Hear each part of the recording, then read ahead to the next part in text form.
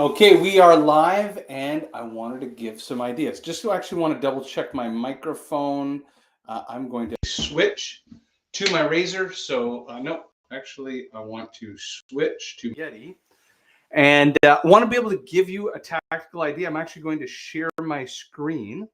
Let me kind of give you the situation, the challenge, the resolution. I'm going to show you two examples. So, I mean, everybody talks about AI. Everybody knows that AI is valuable, but everybody knows that it's valuable, I would say, in theory, but there's a lot less practicum that's actually making meaningful improvements inside sales organizations, as an example.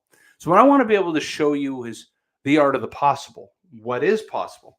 And I'm going to give you two real use cases. Use case number one.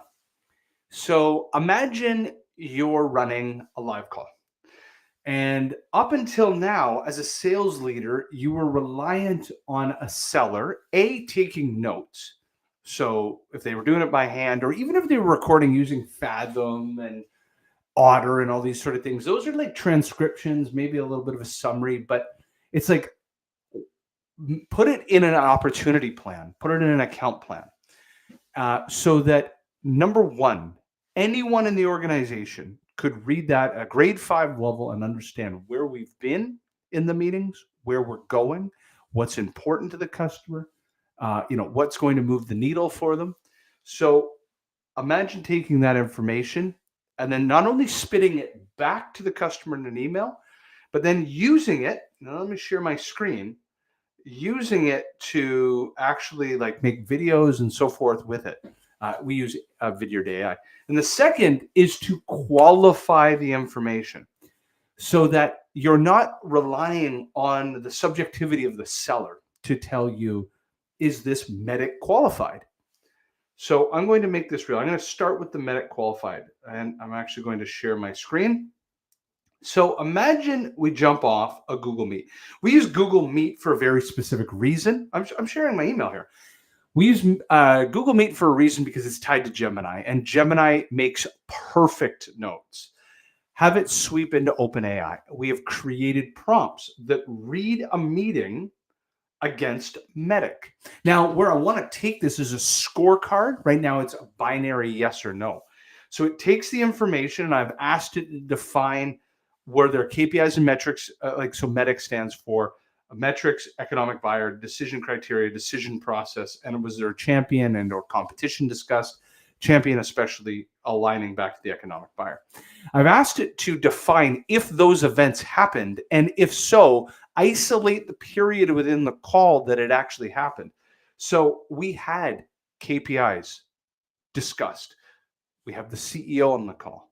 We have decision-making criteria, so we know how they would buy. We even know when the next meeting would be, so the process has been aligned. We know that the champion is there, and we know if yes or no competitors were discussed, and we can then summarize it in a grid. So now I'm not relying on the subjectivity of the seller. It's all there. Now that sweeps into HubSpot. And now imagine a Kanban board of what we'll call your pipeline coverage: sales qualified lead, buying consensus, proposals in contract. I now know when we put something in proposal or in contract, I can actually see that from the voice of the customer, not from the subjectivity of the seller, this is MEDDIC qualified. We have a meeting booked in a meeting. We have the economic buyer there. We have everything we need to move that deal forward. This is helping with forecasting. That's one use case. Use case number two, you jump off a call with a customer.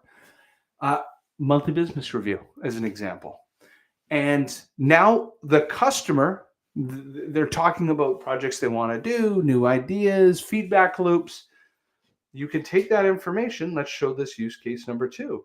You could take this information and have it play back to the customer on everything we discussed and everything we learned. So there's number one, overt communication. There's never a game of you said, she said, he said. It's all in one spot. But the most important, and this is why I love Vidyard AI, is being able to take the information and make video out of it.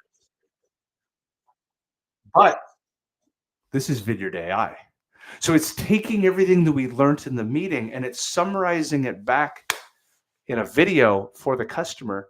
And you don't have to create the video because this is AI creating the video of Liam basically playing it back. But he doesn't have to film it every single time. You could use AI to do and summarize these things. These are examples of where the sales world's going in a practical way. And what did we do? Number one, we minimized the workload on your account executives and account managers. Number two, we've created greater accuracy of communication between the customer, between the CRM account, and obviously sales management. We're using it in a proper way to improve forecasting. These are real, if you think about value drivers, making me money, saving me money, or mitigating risk. These are the applications. And when you use, as an example, offshore resources to take away the $5 an hour tasks from account executives and account managers, and you apply with them the horsepower of tools like AI, now the seller can spend their time selling. As an example, I jump into the next call with a customer. I go into HubSpot. Everything is laid out. I don't even had to have been on the last call. I can see everything I need to know to be airdropped into a call to be a subject matter expert because I've got the proper notes. I've got it MEDDIC qualified. I now know what I need to do next. So I wanted to give you some ideas. These are real use cases using offshore talent and AI to make meaningful impacts in sales. I hope you found this valuable.